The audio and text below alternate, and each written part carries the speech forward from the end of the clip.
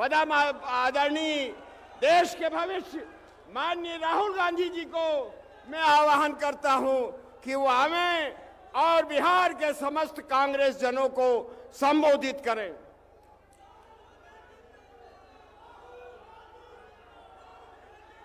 राहुल गांधी जिंदाबाद, राहुल गांधी जिंदाबाद, जिंदाबाद जिंदाबाद। मोहन प्रकाश जी, अखिलेश प्रसाद सिंह जी, शकील अहमद खान जी, तारिक अनवर जी, रामजतन सिन्हा जी, मदन मोहन झा जी, मोहम्मद जावेद जी, स्टेज पे कांग्रेस पार्टी के वरिष्ठ नेता, हमारे सब प्यारे कार्यकर्ता भाइयों और बहनों,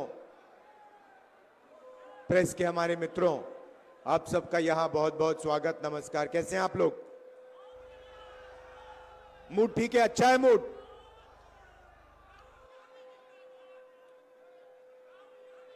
कुछ दिन पहले, माइक को ठीक करवाओगे?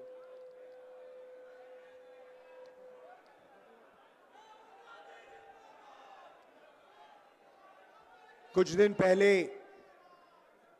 दिल्ली में कांग्रेस हेडक्वार्टर्स का इनॉग्रेशन हुआ और वहां मैंने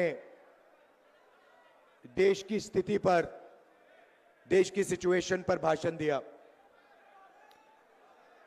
और वहां मैंने कहा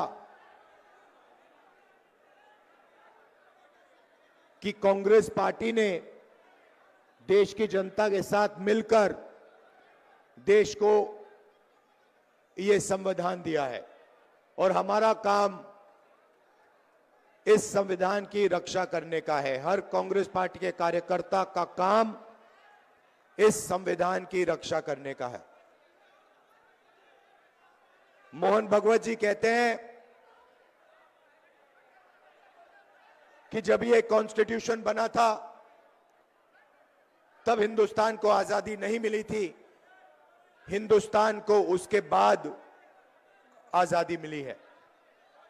इसका मतलब मोहन भगवत खुलकर कह रहे हैं कि मैं संविधान को एक्सेप्ट नहीं करता हूं और मैं संविधान के खिलाफ हूं, क्योंकि अगर वो आजादी को मानने के लिए तैयार नहीं है तो इसका मतलब है कि वो संविधान को नहीं मानते हैं। और कोने कोने में बीजेपी आरएसएस के लोग संविधान को खत्म करने में लगे हैं, हिंदुस्तान की गरीब जनता को कुचलने में लगे हुए हैं। देश का पूरा धन 20-25 अरबपतियों के हाथ जा रहा है। बिहार को देश की लेबर फैक्ट्री बना दी है। आप मेहनत करते हो, आप काम करते हो, आप जीएसटी देते हो, आप अपना खून पसीना देते हो और पूरा का पूरा धन, पूरा का पूरा फायदा 20-25 अरबपतियों के हाथ नरेंद्र मोदी कर देता है। संविधान की रक्षा सिर्फ कांग्रेस पार्टी का कार्यकर्ता कर सकता है। और मैं आपको एक और बात बोलना चाहता हूं कि यह विचारधारा की लड़ाई है और दो विचारधाराओं के बीच में लड़ाई है, यह भूलिए मत। एक संविधान की कांग्रेस पार्टी की विचारधारा, नफरत के बाजार में मोहब्बत की दुकान वाली विचारधारा, और दूसरी तरफ बीजेपी और आरएसएस की विचारधारा, नफरत और हिंसा की विचारधारा। इन दोनों के बीच में लड़ाई चल रही है और मैं आपको कह सकता हूं कि बीजेपी का मुकाबला विचारधारा से ही होगा, कांग्रेस पार्टी की विचारधारा से ही होगा और बीजेपी का मुकाबला सिर्फ कांग्रेस पार्टी का कार्यकर्ता और उसकी विचारधारा कर सकती है।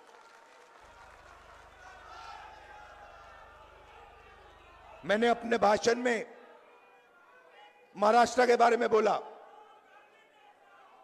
इलेक्शन कमीशन से हम आंकड़े चाहते हैं। महाराष्ट्र में लोकसभा में और विधानसभा में 1 करोड़ वोटर का फर्क है। 1 करोड़ लोगों ने विधानसभा में वोट दिया और लोकसभा में वोट नहीं दिया था। हम जानना चाहते हैं कि इलेक्शन कमीशन से जानना चाहते हैं कौन लोग हैं, और हमने इलेक्शन कमीशन से कहा है कि आप हमें लोकसभा की महाराष्ट्र की वोटर लिस्ट दीजिए और विधानसभा की वोटर लिस्ट दीजिए, और इलेक्शन कमीशन हमें वोटर लिस्ट देने को तैयार नहीं है। यह देश के सामने सच्चाई है। अगला चुनाव बिहार में है और यहां पे यह क्रांतिकारी प्रदेश है। देश में जब भी बदलाव आता है यहां बिहार से आता है, आप लोग करवाते हो। और इसीलिए कांग्रेस पार्टी को, इंडिया गठबंधन को एक साथ मिलकर बिहार में बीजेपी और आरएसएस को हराना है। यह विचारधारा की लड़ाई है। आप सबको तैयार हो जाना चाहिए। आप बब्बर शेर हो कांग्रेस पार्टी के, बब्बर शेर हो, टाइगर हो। आप तैयार हो जाओ। बीजेपी और आरएसएस की विचारधारा को बिहार में हमें हराना है।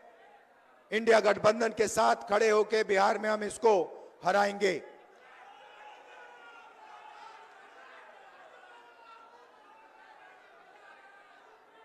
आप सब, विचारधारा आपके खून में है, आपके डीएनए में है। आपको बताने की भी जरूरत नहीं है। आपने इतने प्यार से मेरा स्वागत किया। आप 24 घंटा कांग्रेस पार्टी की विचारधारा के लिए लड़ते हो। आप 24 घंटा आरएसएस बीजेपी के खिलाफ लड़ते हो और आप डरते नहीं हो। इसके लिए मैं आपको दिल से धन्यवाद करना चाहता हूं। बिहार पेपर लीक का सेंटर हो गया है। यहां पे पूरा शिक्षा का सिस्टम पूरा का पूरा बिक गया है। बिहार में युवाओं को रोजगार नहीं मिल सकता। बिहार में महंगाई बढ़ती जा रही है। गरीब लोग कुचले जा रहे हैं। इन लोगों के लिए कांग्रेस पार्टी को लड़ना है।